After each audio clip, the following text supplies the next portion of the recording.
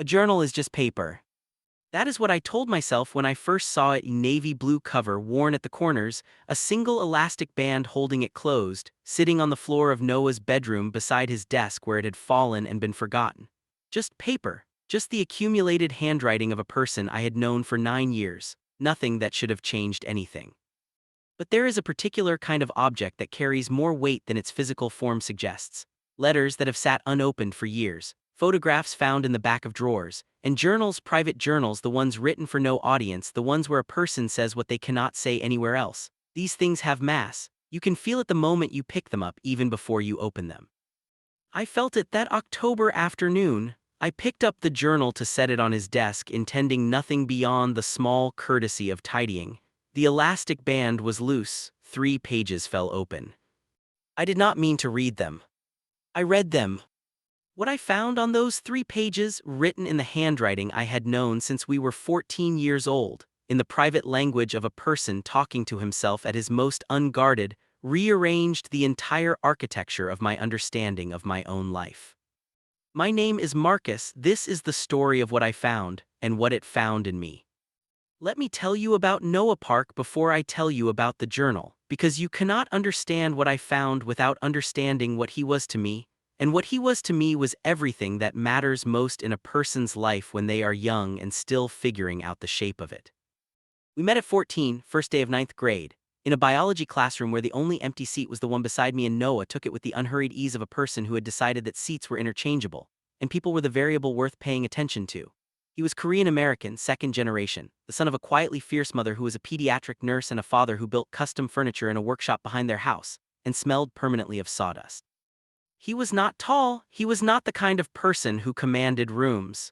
He had a way of paying attention that was so complete it made you feel, when he was listening to you, like the most interesting person in any room you'd ever entered. Within 3 weeks we were inseparable in the way that 14-year-olds become inseparable, suddenly, totally, without negotiation, as if the friendship had always existed and we had simply located it. We did homework at each other's houses. We rode bikes to the reservoir on Saturday mornings. We stayed up until 2 in the morning on school nights talking about things we would die before admitting we talked about to anyone else: fears, ambitions, the particular tender uncertainties of being young and not yet knowing who you were. I knew who Noah was, I thought. After 9 years, I knew him the way you know the rooms of the house you grew up in without consulting any map, from the inside, instinctively. I knew that he slept with exactly 2 pillows and would steal a third if given the opportunity. I knew he cried at films, but only after they ended, in the car on the way home, quietly when he thought no one was watching. I knew he had a low tolerance for dishonesty and a high tolerance for silence. I knew he made the best decisions when he was given time and the worst ones when he was rushed. I knew he had been in love once, briefly, with a girl named Hannah during junior year, and that it had ended quietly and without drama and left him with a faint, temporary sadness that resolved itself by the following spring. I knew all of this. I did not know the thing that was in the journal. Or perhaps more precisely, I knew it the way you know the sound from the basement, present, undeniable, never examined.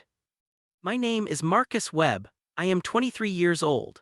I am, at the time this story begins, in the second year of an engineering degree, living in a small apartment near campus, and spending approximately every other weekend at Noah's place because that is what we have always done and there has never been any reason to stop.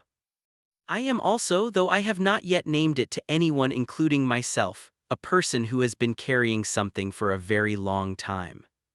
Noah's apartment was the kind of place that looked, at first glance, barely inhabited and revealed itself on closer inspection to be profoundly and specifically inhabited, just by a person whose neatness was architectural rather than decorative. Everything had a place. Books were arranged by subject and then by the order he'd read them, a system he'd explained to me once, and that I'd immediately forgotten the logic of but respected the existence of.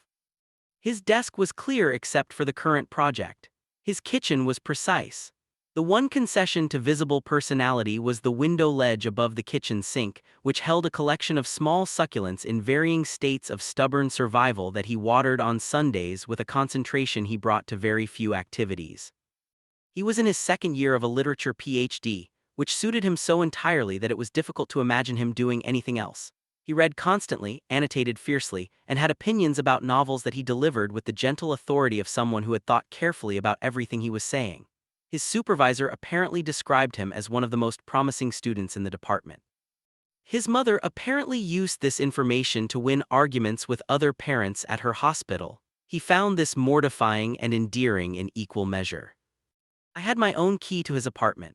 This had been the case for 2 years, a practical arrangement born of the frequency of my visits and his occasional tendency to get so absorbed in reading that he didn't hear his phone, which made coordination difficult. The key lived on my keyring alongside my own apartment key and my bike lock key, occupying its place so naturally that I stopped noticing it was there. It was the key that brought me to the apartment that October Saturday. He'd asked me to pick something up, a book his friend Diane needed, sitting on the second shelf, green cover. He'd text me exactly where. He was at a departmental thing, would be back by 4. Could I just grab it and wait? I did. The book was exactly where he said it would be. It took me 45 seconds to find it. I had approximately 2 hours until 4 o'clock, and I was familiar enough with Noah's apartment to be comfortable in it alone, so I made tea in his precise kitchen, sat at his desk, something I'd done 100 times before, and opened the novel I'd brought with me. The journal fell 20 minutes later. Not dramatically, not cinematically. It simply slid from beside the desk leg where it had been leaning, invisible to me until it wasn't, and landed open on the floor with the quiet sound of something that has been waiting to be found. I reached down to pick it up. I intended to set it on the desk. 3 pages fell open. The elastic band had failed. The pages were near the beginning, dated 14 months ago, a summer night, his handwriting familiar as my own name. I looked away. I looked back. I read. I'm going to tell you what was on those pages. Not word for word, those words belonged to Noah and were not meant for me, and I have enough conscience to honor that, even now, even after everything that happened because of them. But the substance of them, the thing they contained that changed the shape of my life. He had written about me. Not for the first time, I would later understand. The journal was filled with me, with my name recurring through its pages like a refrain, which I only discovered much later and with his permission. But on those 3 pages, in the writing of a summer night 14 months ago, he had written about a specific evening. I remembered the evening. We had been at a barbecue at a mutual friend's house, late summer, the kind of evening that stretches itself out warmly because no one wants to be the first to acknowledge its ending. We had sat on the back steps for the last hour, just the 2 of us, talking about nothing and everything, the party winding down behind us. I remembered it as a good evening. A regular good evening, the kind that accumulates in a long friendship into a sense of general warmth. He had written about the same evening in a completely different register.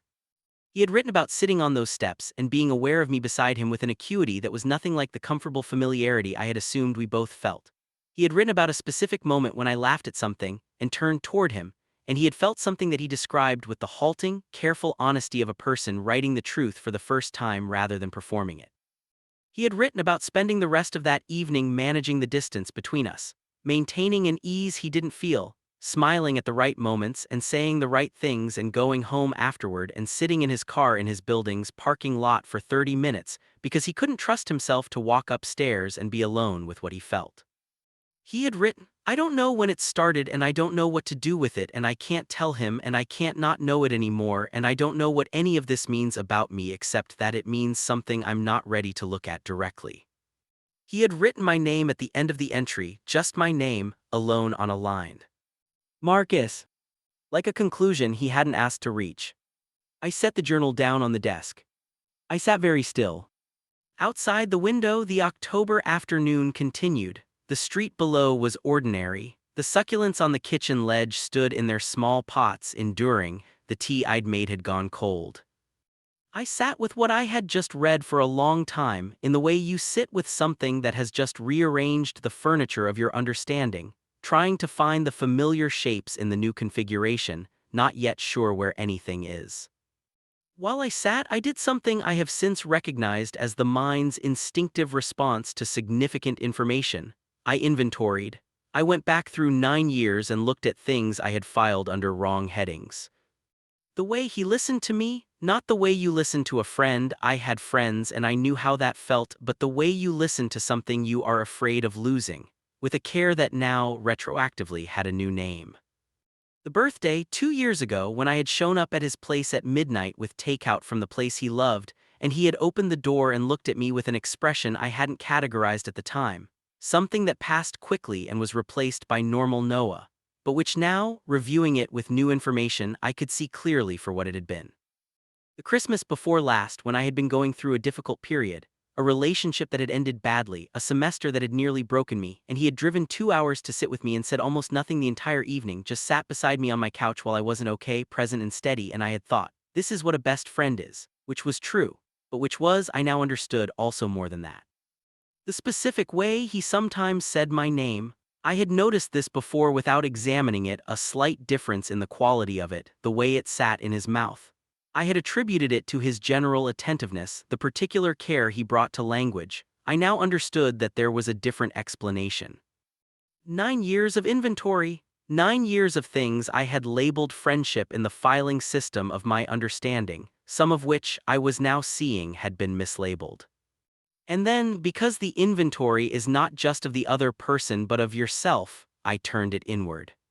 The way I sometimes tracked him in rooms without meaning to. The way his absence from a gathering made the gathering feel incomplete to me in a way I'd never examined.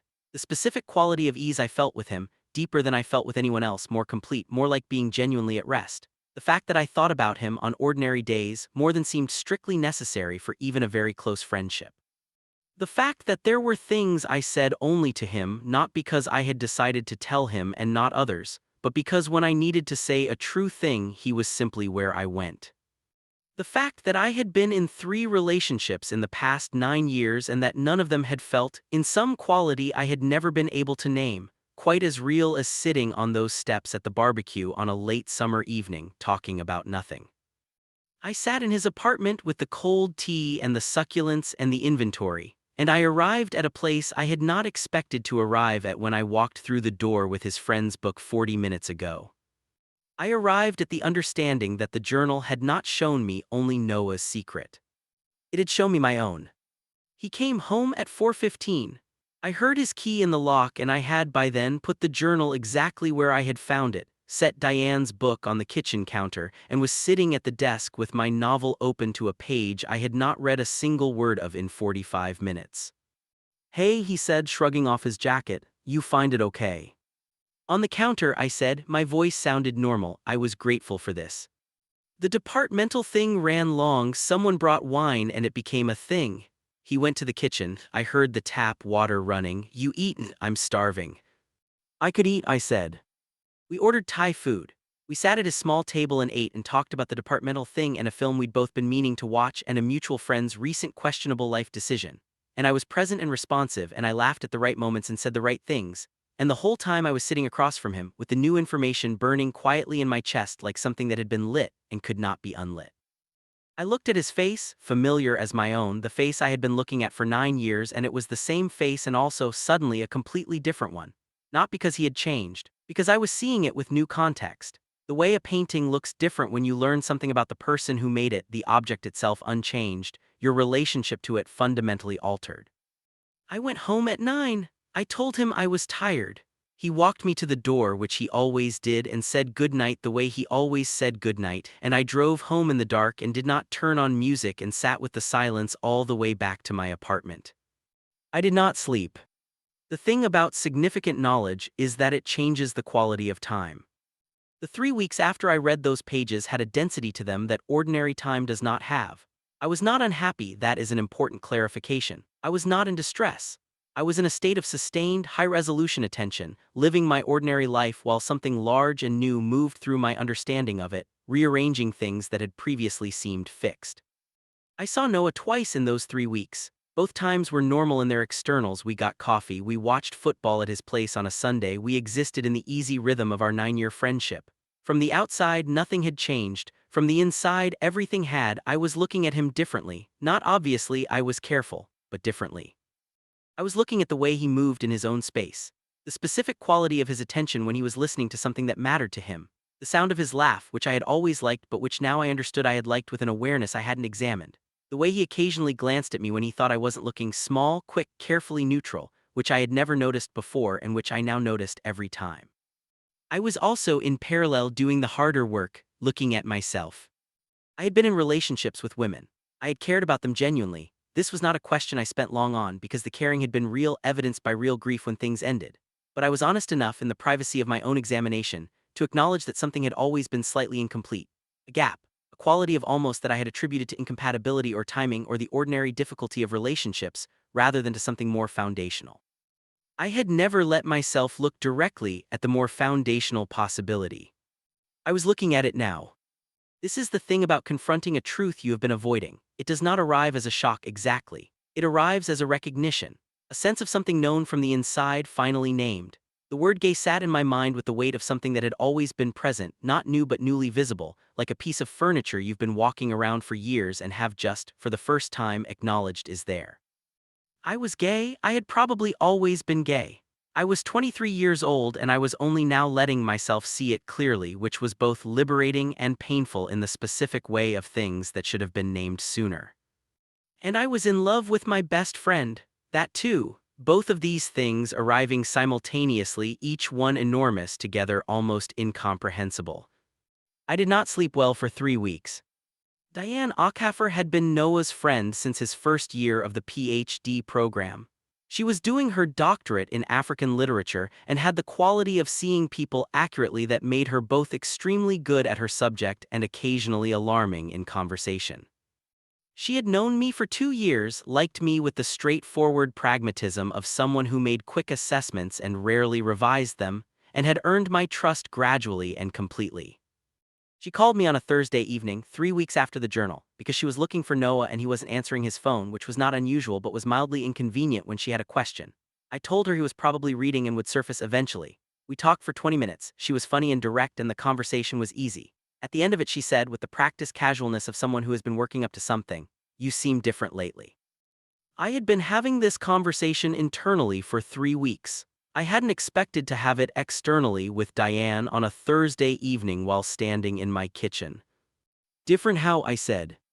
"Like you're thinking hard about something you're not talking about." A pause. "I'm not prying, I'm just observing." I stood in my kitchen for a long moment. "Can I ask you something?" I said. "Yes."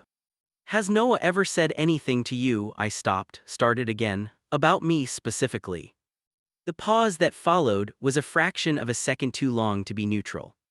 "Why are you asking me that?" she said carefully. "Because I think I may have found out something," I said, "and I'm not sure what to do with it." Another pause, then very carefully, "Did you read his journal?" The question landed with precision. "It fell," I said, "the elastic band, 3 pages." "I didn't," I stopped. "I didn't set out to." Diane was quiet for a moment, I could hear her thinking. "Does he know?" she said. "No." "Okay," a breath. "Okay, what are you going to do?" "I don't know," I said, "that's the part I'm working on." She was quiet again, then, "Can I ask you something, and I need you to be honest?" "Yes." "How did you feel when you read it?" I thought about the 45 minutes sitting in his apartment with the cold tea and the inventory and the basement of my own understanding suddenly lit from within. "Like something had been explained," I said, "something I didn't know needed explaining." She was very still on the other end of the phone. "Marcus," she said. "Yeah. I think you probably need to talk to him." "I know." "Not immediately, but." "I know," I said again. We said goodnight. I put the phone down and stood in my kitchen for a long time looking at the wall, thinking about the word explained. That night I did the second inventory. Not of Noah, I had done that one. This one was of myself, and it was harder because it required a kind of honesty that I had been deferring for a long time. Why had I not seen it before? This was the question I turned over most carefully, not with self-reproach but with genuine curiosity, the forensic interest of a person trying to understand a mechanism. The answer, when I arrived at it, was not complicated. I had not seen it because I had not looked. Not because there was nothing to see, but because looking required a readiness I had not had, and the readiness is not something you manufacture deliberately. It arrives when it arrives, usually when something external makes the internal undeniable. A fallen journal, 3 open pages, someone else's handwriting nomming a thing you had been storing in the dark. I thought about what it meant to be 23 and understanding this for the first time. Not tragedy, I was careful not to let my mind perform tragedy which it was capable of in the abstract, but something requiring a certain kind of processing, an adjustment of self-understanding significant enough that it needed time and attention. I gave it time, I gave it attention.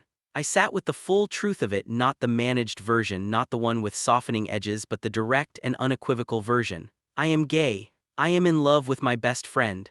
These two things are both true simultaneously and have been true for some time without my conscious acknowledgement of either. Okay, I said to myself in the kitchen to the wall. Okay. And then, because this was the question underneath all the others, what are you going to do? November arrived, and with it, the decision to do nothing dramatic or immediate. I had learned enough about myself in the previous weeks to understand that I was not good at decisions made in the immediate aftermath of significant realizations. I needed to live with things, to carry them for a while, turn them over, understand their weight before I decided what to do with them. This was not avoidance. It was the opposite of avoidance. It was the serious work of someone who has spent years not looking at something and wants to make sure he looks at it fully before he acts. I told one person, not Diane, she already knew enough. I told my older sister Reese, who lived in another city and who I had always been more honest with than I was with most people, partly because of the distance and partly because she had the quality of receiving information without performing a response to it that I found enormously stabilizing. I called her on a Sunday afternoon in early November.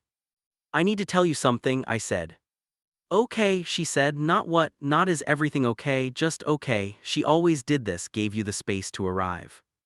I told her both things, the journal and what it had shown me about Noah and what it had shown me about myself. I told her in order the way it had happened without editorializing. She listened to all of it. When I finished, she was quiet for a moment, then she said, "How long do you think you've known about yourself? I mean, not consciously, but somewhere." I thought about it. "A long time," I said, "probably a long time." "Yeah," she said, "I thought so."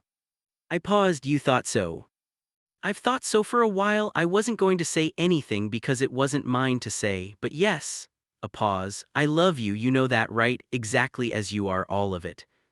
I had to breathe for a moment before answering. "I know," I said. "What are you going to do about Noah?" "I don't know yet," I said, "I'm working on it."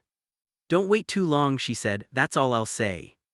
November passed with Noah unaware. We saw each other regularly. We talked about our respective work. His dissertation was in a complicated phase involving a chapter on mid-century Korean American literature that he described as refusing to cooperate, and my engineering coursework had hit a stretch of difficulty that required more hours than I had.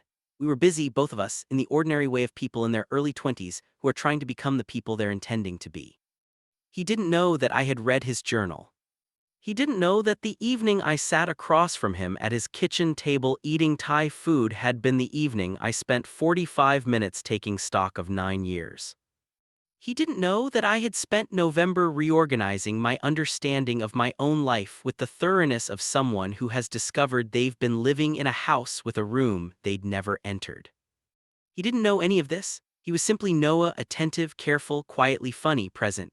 He was the person I had always known, occupying his familiar place in my life, and I looked at him across every table and on every walk and in every comfortable silence, and felt the new knowledge of what I felt for him with a clarity that was both wonderful and terrifying.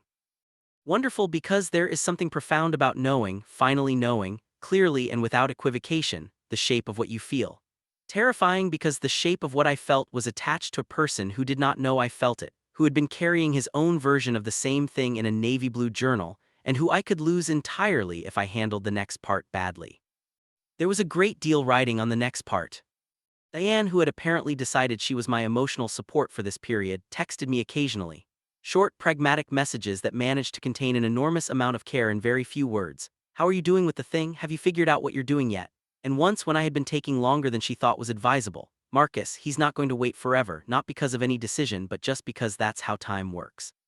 I appreciated her. I told her so. She responded with the texting equivalent of a shrug and said she was simply managing her investment in the outcome.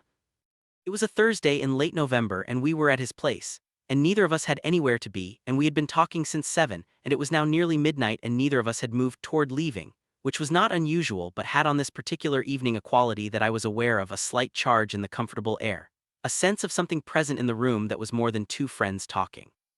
He had been telling me about a passage in a novel he was analyzing, a scene between two characters who have been circling each other for 200 pages and finally in the last 50 begin to speak honestly. He described it with the quiet animation he brought to things he loved, the way his hands moved when he was excited about an idea, the way he leaned forward slightly. What makes it work, he said, is that the characters have known each other so long that they've built this whole structure of habit and familiarity, and it's both the thing that makes honesty possible and the thing that makes it terrifying. Because you have more to lose the longer you've known someone. He was looking at the table when he said this. Something in the room shifted. I looked at him, he did not look up. Yeah, I said, that's exactly it. A silence not uncomfortable, something larger than comfortable. He looked up, our eyes met.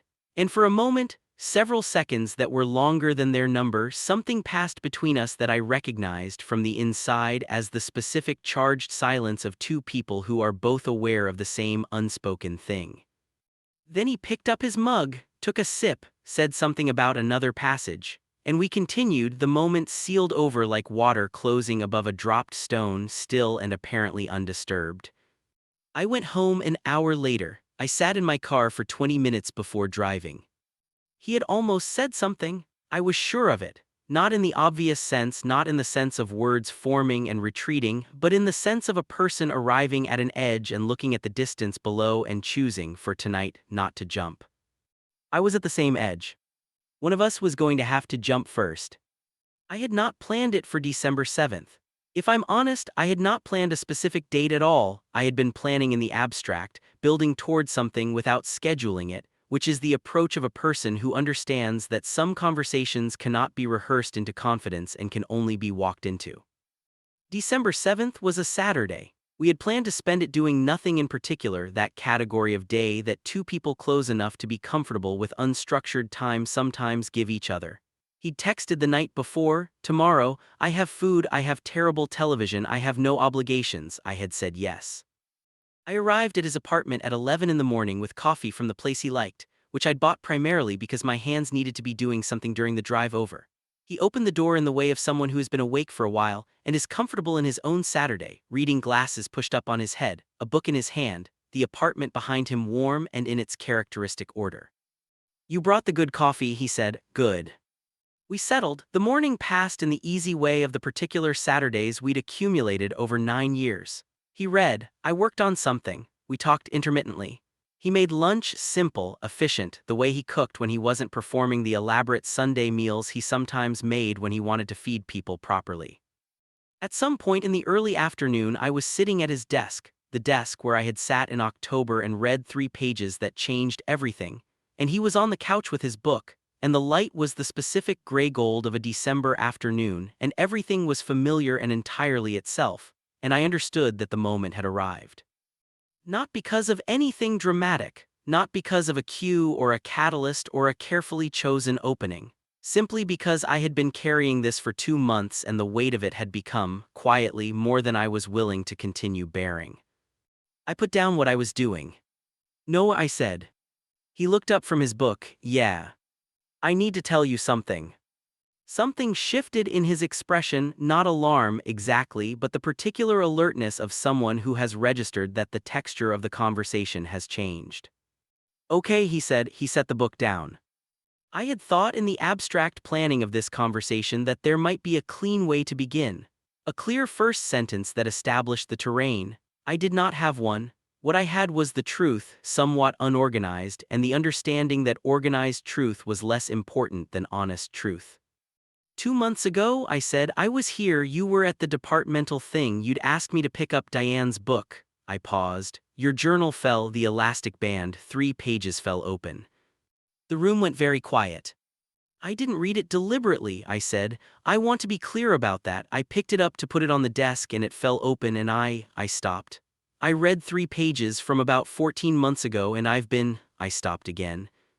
He was very still. He was looking at me with an expression I couldn't fully read, not because it was complex but because there was too much in it, several things at once, too many to parse simultaneously. Which entry, he said, his voice was careful, level. A summer barbecue, I said, at Marcus Chen's place late August. He closed his eyes just briefly, then opened them. Marcus, he said. I know, I said. I know it was private. I know I shouldn't have read it and I'm sorry genuinely for the violation of that, but I read it and I can't unread it and I've been carrying what I read for 2 months and I need to. I stopped, tried again. I need to tell you what it did. He was very still. What did it do? He said, barely above a quiet. It showed me something, I said, about you, and then it showed me something about me. And both of those things have been, I exhaled. No, I have been in love with you for longer than I knew. I didn't know it until I read those pages and then I did, the way you know things that have always been true the moment someone names them. And I understand if that is the last thing you wanted to hear, and I understand if this changes things, and I understand if you need me to leave right now and give you space. But I couldn't keep carrying it in silence. I couldn't look at you every week and know what I know and not say it. The silence after this was the longest silence I had ever sat in. He stood up. He crossed the room. He sat down in the chair beside the desk, the chair I was sitting at, pulled close, and he looked at me for a long moment with that expression I still couldn't fully read, and then he said, very quietly, "How long have you been sitting on this?" 2 months, I said. 2 months? He pressed his lips together. Something moved across his face, something between pain and relief, the expression of a person who has been holding a very heavy thing and is trying to understand whether they are about to set it down or lose it. "I've been sitting on mine for longer," he said. I looked at him. "A lot longer," he said, "and I didn't know." He stopped. "I didn't know what I was sitting on exactly for most of it. I thought it was, I told myself it was just," he shook his head. "I've been having an argument with myself about it for years. And then last year I stopped arguing and just started writing it down instead, because at least in the journal I didn't have to pretend it was something else." "What is it," I said, "when you're not pretending it's something else?" He looked at me for a long moment. Something in his expression settled, the several things resolving into one thing, clear and direct and terrifying in the way of truth that has been kept private for a long time and is about to be spoken aloud for the first time. "It's that I love you," he said. "It has been for a long time just that." There are moments in a life that are so significant that the mind, receiving them, does something odd. It becomes extremely quiet, not empty, the opposite of empty, so full of what is happening that there is no room for the noise of ordinary thought. This was one of those moments. I looked at him, he looked at me. The December light came through the window and the succulents stood on their ledge, and the apartment was warm and familiar and entirely itself. And everything was the same and nothing was the same, and I had no template for how to occupy this specific moment because nothing in my life up to this point had prepared me for it. "I need to ask you something," I said. "Okay." "When you wrote in the journal the entry I read, you wrote that you didn't know what it meant about you, whether that's still." He understood what I was asking before I finished asking it. He nodded once slowly. "I know now," he said. "I've known for a while. It was just," he paused. "It was one thing to figure out the part about you, it was another thing to figure out the other part. They arrived at different times." "How long?" I said. "The other part?" "About a year," he said, "give or take. It came after the journal. Writing it down made it," he paused again, "more visible. You can't really hide from something once you've put it in your own handwriting." I understood this completely. "I haven't told many people," he said. "Diane knows, my brother, that's it." "My sister knows," I said, "about me and Diane." He almost smiled. "Of course Diane knows. She's terrifyingly perceptive." "She really is?" The almost smile became a real one, brief and warm and entirely Noah. Then it faded into something more serious. "Marcus, I need to ask you something too." "Yes." "The part about you," he said carefully, "the part you said about being in love with me, is that," he stopped, "is that new or is it something you've been?" "Not new," I said. "I think it's been true for a long time and I didn't have the right vocabulary for it. Your journal gave me the vocabulary." I paused. "Reading about how you saw that evening at the barbecue, I remembered it differently. I filed it differently, and then I went back and looked at everything I'd filed wrong and I exhaled. It was a lot." He looked at me for a long moment. "9 years," he said. 9 years, I agreed. "We spent 9 years. Yes. Both of us. Apparently." He shook his head slowly, not with frustration, with something that was partly rueful and partly the unmistakable beginnings of relief. "We are remarkably, spectacularly bad at this," he said. "In our defense," I said, "neither of us knew what we were doing." "In our defense," he agreed. And then he looked at me again, and the small humor of the exchange settled into something quieter and more serious, and he said, "What do we do now?" "I don't know exactly," I said honestly, "but I know I don't want to do it in the wrong direction. I've spent enough time going the wrong direction." He nodded. "Me too." The days after a significant conversation have a particular texture, unsteady in the way of new ground, unfamiliar underfoot but real, solid, the kind of ground that holds you even if you can't yet quite trust it. We did not resolve everything in one afternoon. This is important to say because I think the romantic imagination insists that significant conversations resolve into immediate clarity, that honesty produces a clean before and after. It does not. It produces the beginning of a process which is less dramatic but more real. We talked for 4 hours that December afternoon. Not continuously, there were silences, the kind that were doing work rather than marking absence. We talked about the years, about what each of us had understood and misunderstood, about what it had felt like to carry something privately that it turns out the other person had been carrying too. We talked about the practical reality of who we were and what we were figuring out, both of us newer to the honest version of ourselves than we might have wished, both of us still in the early stages of understanding what it meant about us and how we wanted to live it. We talked about the friendship. This was the conversation I had feared most, the question of what happened to 9 years of something precious when you introduced something new into it, whether the new thing would accommodate the old thing or overwhelm it or require its demolition. "I'm not willing to lose you," I said at one point directly. "I'm not willing to lose you either," he said. "That's been the whole problem, that's why I never said anything."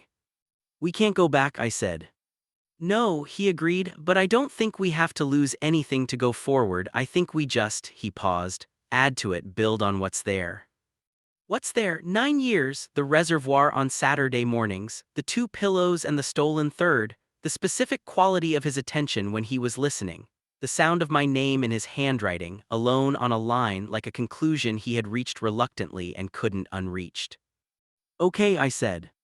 "Okay," he said. It was not a declaration or a decision of the dramatic kind. It was two people, sitting beside each other in the December light, choosing to walk in the same direction. We told Diane first because Diane already knew too much not to tell and because she had been, in her pragmatic way, functioning as emotional infrastructure for both of us and deserved the update. Her response was characteristically Diane. She looked at us both for a moment with that precise, assessing look of hers and then said, "Finally," in the tone of someone whose patience has been tested beyond reasonable limits and who is now collecting on the investment. "You knew about both of us," Noah said. "Noah," she said with great gentleness, "I've been watching you look at Marcus for 2 years. It was not ambiguous." "I thought I was subtle," he said. "You were not subtle," she said. "You were, in fact, the opposite of subtle. You were loud in the specific way of someone trying to be quiet about something." He looked at me. I had the grace not to agree aloud. "We told Reese next." My sister received the news with the warmth of someone who had been waiting for it and is relieved not to have to wait anymore. She said she was happy for me. She said she was glad it was Noah. She said she had thought it was Noah for years, which I took on faith without asking her to elaborate because that way lay a level of retroactive clarity that I wasn't sure I was ready for. His parents were the longer conversation. His mother, who was, by all accounts, a woman who loved her son with a ferocity that did not admit of conditions, was on the phone for an hour. She cried. She asked questions. She said at the end that the only thing she had ever wanted was for him to be honest with her, and he had been, and she was glad.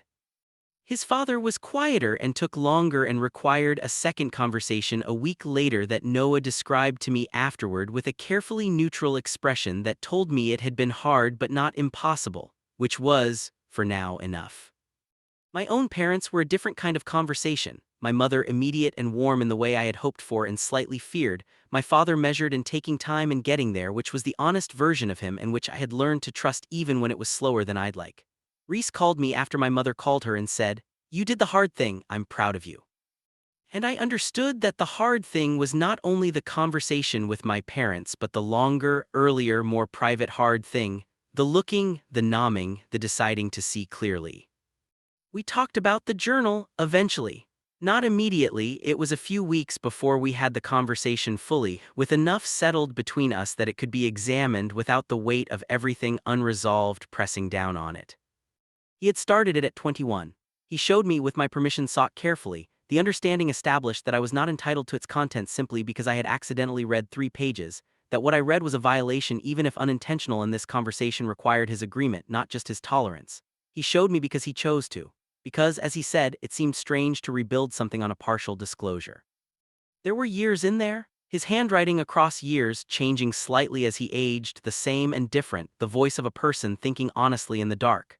My name appeared frequently. Not every entry, but consistently enough to be, as he put it with the slight wryness of someone reviewing their own work at a distance, embarrassing in retrospect. I used to write about you and then get annoyed at myself for writing about you, he said, and then write about being annoyed at myself, which was somehow worse. That's very you, I said. It really is, he agreed. I told him about the inventory. The 45 minutes sitting at his desk with the cold tea, going back through 9 years with new information. He listened to this with the focused attention he brought to things that mattered, which is to say, completely. Was there one moment, he said when I'd finished, that you could point to going back? I thought about it. The Christmas when I was going through the hard period, I said. When you drove 2 hours and just sat with me, I remember thinking, I paused. I remember thinking that I didn't know what I would do without you, and then I put that thought in a box and closed the box. He was quiet for a moment. I drove 2 hours because I could not think of being anywhere else, he said. I know, I said, I know that now. He looked at me. The December light had moved to the angle of late afternoon, the particular gold of a clear winter day. The succulents on the ledge stood in their pots. I'm glad it fell, he said. I looked at him, the journal. Yeah, he paused. I had been trying to figure out how to, and I couldn't find the way in. I didn't know how to start the conversation from my side without, he shook his head. The journal falling was the universe doing what I couldn't. I felt terrible for reading it, I said. I know, but I'm glad you did, he paused. I mean, don't read other people's journals as a general principle, that stands, but specifically in this case I'm glad.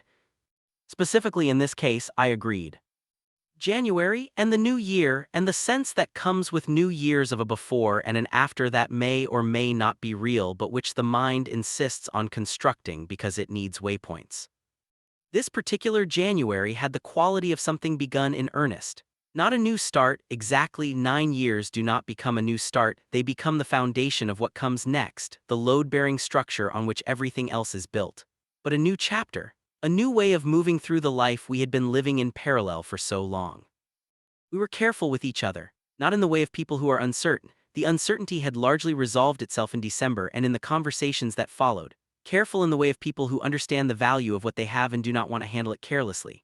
We had both learned in our respective and parallel ways the cost of not being careful with precious things. We had no intention of repeating that mistake. I started seeing a therapist. This was Reese's suggestion, delivered with the directness that was her trademark. You've spent a long time not looking at yourself. Having someone help you look seems sensible. She was right, as she generally was. The therapist was a man named Dr. Ose who had a specific talent for asking exactly the right question and then being entirely comfortable with silence while you worked out the answer. We talked about identity and timing, and the particular work of being 23 and realigning your understanding of yourself. We talked about Noah, not obsessively, but appropriately because he was a central figure in the realignment. Dr. Ose listened to all of it with the careful attention of a person who understands that the story a patient tells about another person is always partly a story about themselves. Noah had his own therapist, had had one since early in his PhD, which he'd started partly because the transition to doctoral work had been more difficult than he'd expected and partly because he had, in his own words, a lot of things that needed looking at. He had apparently been looking at them for a while. I was learning, further along in certain kinds of honesty than I was, which made sense given the timeline of the journal. I was catching up, and the catching up felt important to do properly.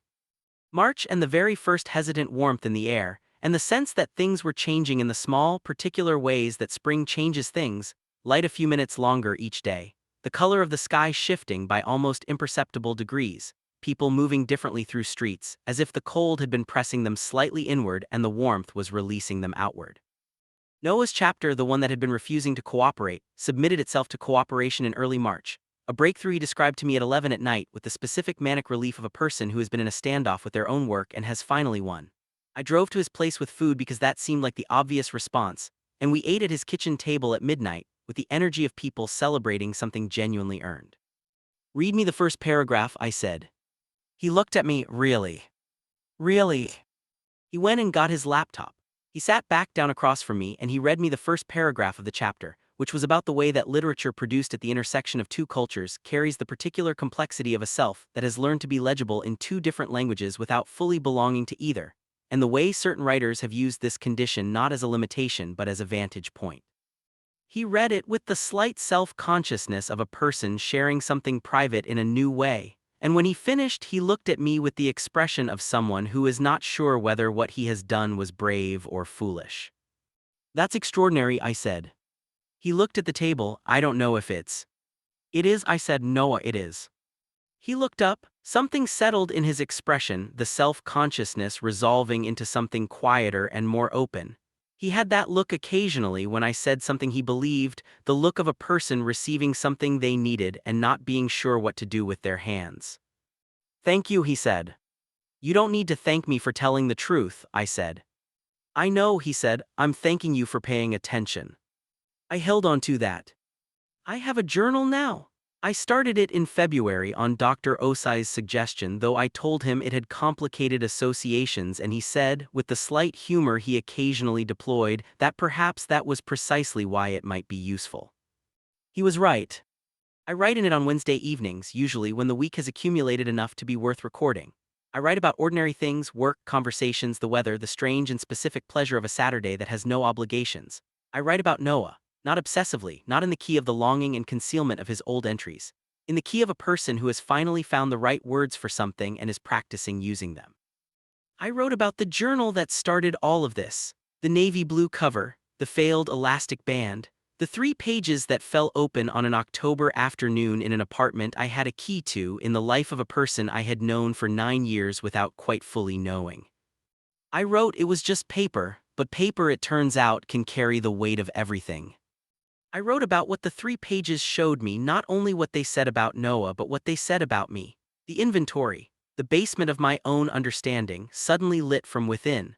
The word gay sitting in my mind with the quality of recognition rather than revelation, the sense of something known from the inside, finally named. I wrote about what it felt like to tell the truth, not to Noah first but to myself first. That is the harder telling, the one without an audience, the one you cannot manage for effect because it is only you and what you actually know. I wrote the most important sentence I ever said was said in my kitchen to a wall at night alone. After that, all the other sentences were easier, not easy, easier. Months after December 7th, I came back to something Noah had said that afternoon, something I had heard and partially absorbed and then set aside because there was too much else to hold. He had said, talking about the novel he was analyzing, that the characters had known each other so long that the familiarity was both what made honesty possible and what made it terrifying, because you have more to lose the longer you've known someone. I thought about this for a long time. He was right that the length of time made it terrifying, but I had come to believe slowly, through the months of building something on the foundation of what already existed, that he was only half right about what made honesty possible.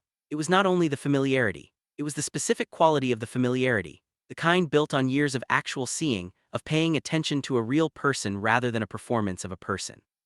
The kind that accumulates through ordinary Saturdays and midnight food deliveries and the particular care of someone who drove 2 hours because they couldn't imagine being anywhere else. That kind of familiarity does not make honesty terrifying because there is more to lose. It makes honesty possible because there is enough there to hold the weight of it. The structure is strong enough. The foundation is deep enough. What we had 9 years of it, ordinary and accumulated and real, was strong enough to hold what we built on top of it. I believe this now. I have evidence for it. A journal is just paper. But paper, written honestly by a person in the dark talking to themselves without an audience, has a particular kind of truth to it. The truth of unmanaged things. The truth of words no one has adjusted for palatability or social ease. The truth of someone saying what they actually know instead of what they have decided to present. Noah's journal told the truth about him, and in doing so, in the accidental, unintentional, elastic band failed way that it happened, it gave me the beginning of the truth about myself. I think about that sometimes, the improbability of it, the specific sequence of small events that had to occur, the journal leaning against the desk leg, the elastic band weakening, my hand reaching down. 3 pages falling open rather than the book falling closed. Change any one of those things and the afternoon is different. The conversation in December doesn't happen. We continue, both of us, in the parallel silence of people who love each other without the language for it. Some things require a catalyst. Some truths stay in the basement until something disturbs the quiet enough to make the noise undeniable. I could have spent another decade in the ordinary life I was living, comfortable and incomplete, telling myself that the ache was something else, that the specific gravity of one person's presence in my life was simply the weight of a long friendship.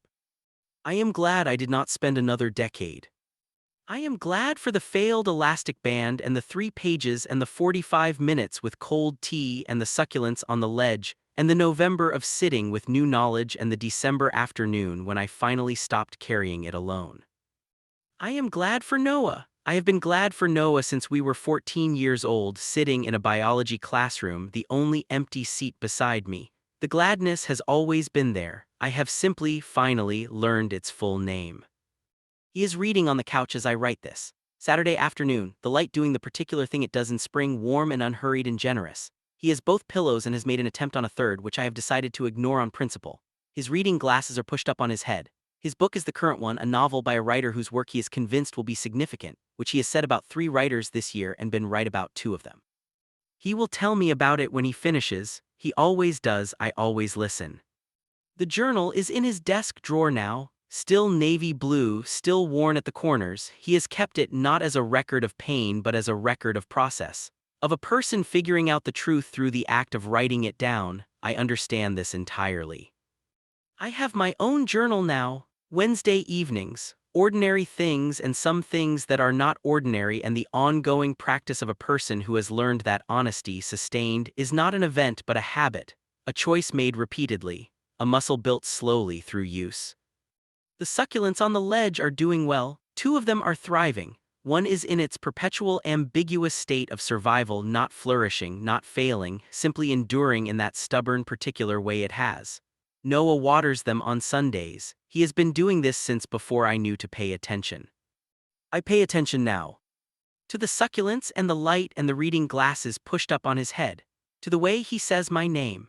To the weight of 9 years fully visible at last, neither more nor less than what it has always been, the real and ordinary and irreplaceable weight of a life built alongside another person, finally understood for what it is. Just paper, I said at the beginning. A journal is just paper. But I was wrong about that. A journal is the place where a person tells the truth when they can't tell it anywhere else. And the truth, written down in your own handwriting in the dark, alone, the truth does not stay in the journal. It waits until it's ready, and then it finds its way out. Mine did, his did. And everything, in the end, was exactly what it had always been, just finally, completely, honestly seen. Hey guys, welcome to my YouTube channel Prism Heart Chronicles. Please subscribe to my channel for more videos.